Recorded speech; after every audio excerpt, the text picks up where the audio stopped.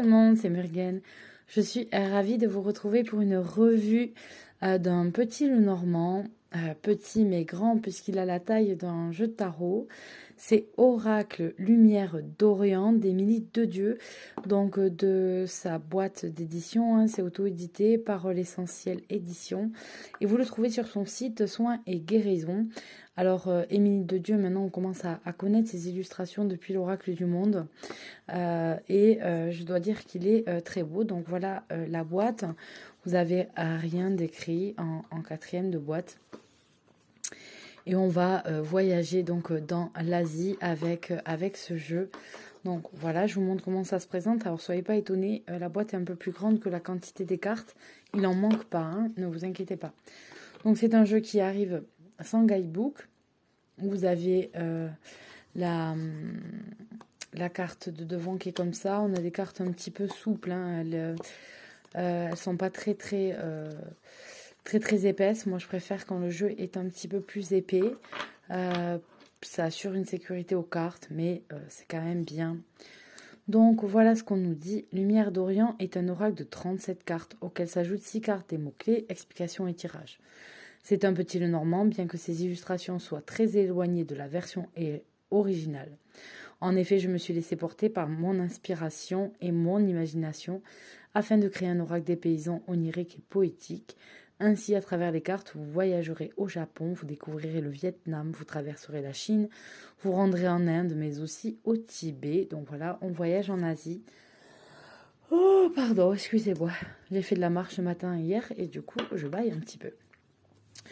Donc là, vous allez avoir des instructions sur ensuite le Lenormand, mais vous allez voir que on se repère assez facilement. Donc vous avez des cartes avec des mots-clés en vous indiquant si la carte est neutre, si la carte est positive, si elle est négative, et avec les mots-clés qui s'y rapportent. D'accord? Donc ça, on va l'avoir pour toutes les cartes. Et ensuite, on passe directement aux cartes. Alors je vous montre le derrière des cartes, il est comme ça, avec ces lanternes chinoises un petit peu, sur un fond noir et les couleurs sont un petit peu dorées. On n'a pas de doré brillant, hein, c'est juste la couleur d'impression. Et donc ensuite, on va avoir les cartes donc, qui sont entourées de noir. Vous avez juste une petite décoration ici, avec la correspondance cartomantique, ici le 9 de cœur. Et le numéro de la carte avec son nom, le messager. Donc là, en fait, on n'a pas un cavalier, mais quelqu'un qui marche dans la neige et qui s'en va vers la gauche. On a plus tendance à avoir un cavalier d'habitude qui part vers la droite. Donc, comme je le dis, ça peut avoir une importance dans vos tirages avec le Lenormand. Donc là, vous avez la carte du trèfle. Là, c'est une jonque, en fait, qui va remplacer le vaisseau, le gros bateau. La maison. L'arbre avec le cerisier en fleurs du Japon. Le nuage ici avec les cerfs-volants. Donc, on a le nuage qui est beaucoup plus foncé ici et beaucoup plus clair ici. On a le serpent. Le cercueil, le bouquet, avec un joli bonsaï, la faux, le fouet, ici on est en Inde, les oiseaux, l'enfant, sont magnifiques hein, les cartes. Les illustrations d'Émilie Dedieu sont toujours un pur bonheur. Le renard, le panda qui vient remplacer l'ours, les étoiles, c'est beau. La grue va ici remplacer la cigogne. Ici, on a le chien, mais j'ai du mal à voir la tête du chien. On a la tour, ici, avec les temples. On a le jardin. Le mont avec le mont Fuji, la montagne. Le chemin. Les souris avec qui assistent à la cérémonie du thé, le cœur, et des origamis. L'anneau, porté par une danseuse. Le livre. La lettre. C'est très beau. Le monsieur et la dame.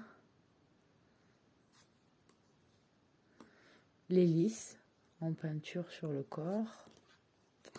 Le soleil. La lune qui est cachée ici. La clé. Le poisson, très très beau ce poisson. Un petit poisson fée presque, cette carpe. L'encre. Et la croix. Et celle qu'on a en plus, c'est la carte du personnage. Voilà. Et ensuite, on nous propose un tirage à 3 cartes, un tirage en croix. On nous propose de voir comment se gère un grand tableau. Donc, on a une présentation ici. Voilà. Donc, pour comprendre le grand tableau, c'est bien. On peut avoir beaucoup plus d'éléments à voir dans un grand tableau. Vous voyez ici, par exemple, passé, futur, les influences que subit le consultant. Vous avez ici les opportunités qui vont s'offrir à lui, ce qui est conscient pour lui, ce qui est inconscient, qui est sous-jacent, qu'il ne voit pas, ce qui arrive en instantané, et ensuite les cartes qui vont présenter les prochains mois futurs.